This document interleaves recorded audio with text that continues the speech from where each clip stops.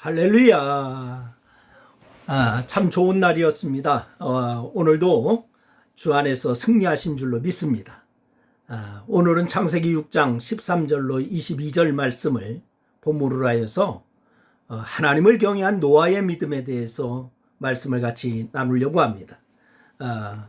예수님은 하늘에 계신 너희 아버지의 온전하신 같이 너희도 온전하라. 이렇게 마태복음 5장 48절 말씀을 통하여서 우리에게 말씀을 주셨습니다. 근데 온전하다라고 하는 말, 우리가 한번 뜻을 한번 생각해 볼까요? 희생제물이 흠이 없는 것처럼 하나님께서 보시기에 합당한 상태를 의미하는 거예요.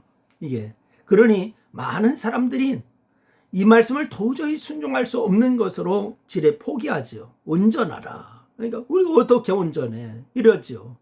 하지만 창세기 6장 9절 말씀해 보니까 바로 의인이요 당대의 완전한 자라라고 하는 그는 하나님과 동행하였으며 그렇게 얘기했습니다. 누가요? 노아입니다. 노아 6장 9절 말씀해 보니까 당대의 의인이라고 했습니다. 9절 말씀 제가 읽겠습니다. 이것이 노아의 조건이라 노아는 의인이요 당대의 완전한 자라 그는 하나님과 동행하였으며 이렇게 말씀하고 있습니다. 예수님의 말씀이 절대 불가능하거나 말도 안 되는 소리가 아니라는 것이죠. 온전하라. 그러면은 노아는 어떤 사람이기에 하나님으로부터 이런 평가를 받았을까요? 히브리서 11장 7절 말씀처럼 노아의 삶을 특징짓는 가장 큰 사건이 있는데 그냥 믿음으로 방주를 준비하여 그 집을 구원한 일이다. 이렇게 얘기할 수가 있습니다. 믿음으로 방주를 준비하였다. 노아는 그 일로 인해서 세상을 정죄하고 믿음을 따르는 의의 상속자가 되었습니다. 하나님께서 바로 이 의인이요 당대의 완전한 자라고 인정하실 만한 사람인 것이 증명된 거예요. 이제 노아가 방주를 지은 일을 통해서 그 어떤 믿음을 소유했는지 말씀을 나누려고 합니다. 첫째는 방주를 짓는 일을 불가능에 가까운 일이었죠.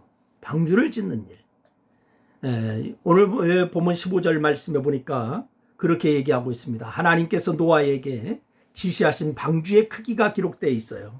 15절 말씀에 보니까 내가 만들 방주는 이러하니 그 길이는 300규빗, 넓이는 50규빗, 높이는 30규빗이라 이렇게 말씀하고 있습니다. 우리가 사용하는 수치로 바꾸면은 대략 길이가 137m입니다. 높이는 14m입니다. 폭은 23m입니다. 어마어마한 크기죠. 큰 배입니다. 지금으로 쳐도 어마어마한 크기잖아요. 그런데 1900년에 홍콩에서 로아의 방주를 실물 크기로 복원하여서 테마파크를 만들고 얼마 전에 네덜란드 사업가가 실물 크기로 방주를 완성해서 화제가 되었어요. 지금도 이런 배를 만들려면은 최첨단 공법과 장비와 기능 인력을 동원해도 1년에서 복잡한 것은 3년 정도 걸려야 됩니다. 이것도 빠른 시기입니다. 그런데 노아 시대에 8명의 식구가 그 크기의 방주를 만든다고 하는 것은요 불가능에 가까운 일이에요. 하나님께서 지시하셨다 하더라도 시작할 엄두도 내기가 어려운 일입니다. 작업하다가 포기할 수도 있는 일입니다. 더군다나 그 당시 사람들 중에는 노아가 하는 일을 이해하고 돕는 이가 아무도 없었습니다. 도무지 이해가 안 된다는 거예요. 정신 나갔다라고 얘기합니다. 아무도 아무리 생각해도 그렇게 큰 방주를 지을 만한 이유가 없다는 거예요.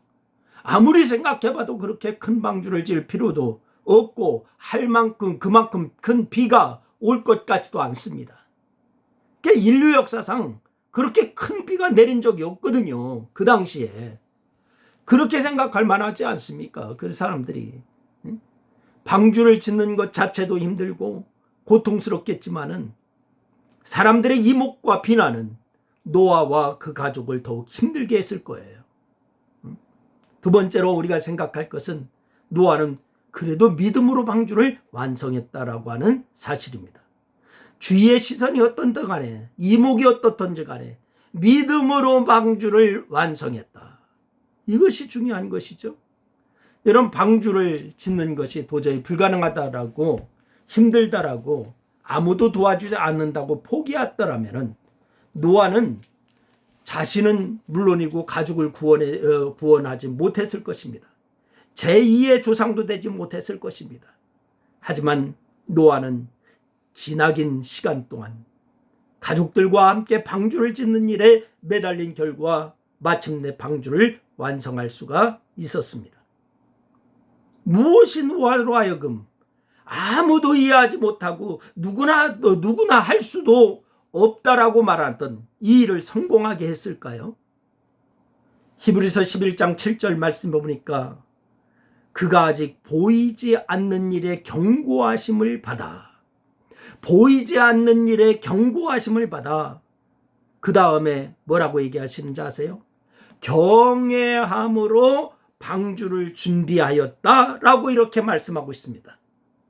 즉 노아는 하나님으로부터 심판에 대한 말씀을 듣고 그 말씀대로 이루어질 것이라고 굳게 믿었다라는 것입니다.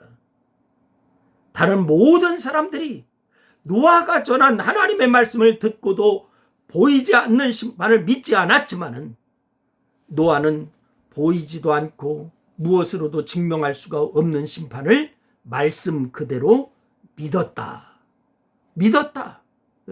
그래서 노아에게는 믿음, 곧 하나님께서는 무엇을 말씀하시든지 그대로 이루실 수 있다라고 하는 능력 있고 말씀하신 것은 반드시 그대로 이루실 것이라고 하는 믿음이 있었다는 거예요. 여러분과 제가 이것이 필요합니다.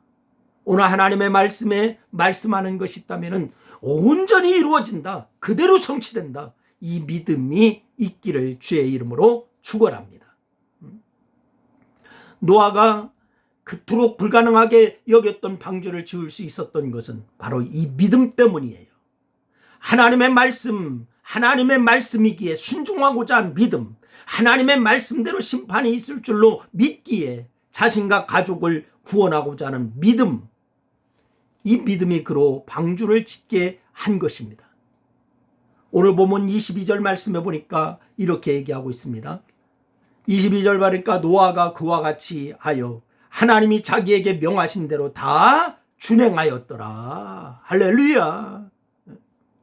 그리고 7장 5절 말씀으로 넘어가서 보니까 뭐라고 하냐, 노아가 여호와께서 자기에게 명하신 대로 다 준행하였더라. 할렐루야. 여호와께서 명하신 대로 다 준행하였더라. 노아가 얼마나 믿음에 근거해서 철저하게 순종하였는지 가르쳐주고 있는 말씀입니다. 하나님께서는 믿음으로 순종한 노아와 가족을 구원하셨을 뿐만이 아니라 그로 세상을 정죄하고 믿음을 따른 의의 상속자가 되게 하신 줄로 믿으시기를 바랍니다. 이 말씀은 하나님께서 노아의 이 행동을 통해서 그를 의인으로 인정하셨다는 것이고, 더불어 이후에 믿음을 따르는 모든 자들과 더불어 의를 공유하게 되었음을 의미하고 있는 것입니다. 하나님께서 여러분을 무엇이라고 말씀하실까요? 하나님께서 노아에게 말씀하신 것처럼 여러분 역시 하나님께 경외함으로 믿음의 행동을 보여드리기를 주의 이름으로 축원합니다. 자신을 돌아보시기를 바랍니다. 그리고 노아와 같은 귀한 믿음의 사람이 되시기를 주님의 이름으로 축원합니다. 기도하겠습니다. 하나님, 우리에게 큰 믿음을 주시기를 원합니다. 믿음 생활한다고 하면서 우리가 아버지 하나님, 노아처럼 확신 있는 믿음 생활을 하지 못할 때가 많이 있었음을 고백합니다. 주님, 용서하여 주시고 이제는 확신 있는 믿음을 갖고 전진하는 저희들 되게 하여 주옵소서. 예수님의 이름으로 기도드려옵나이다. 아멘.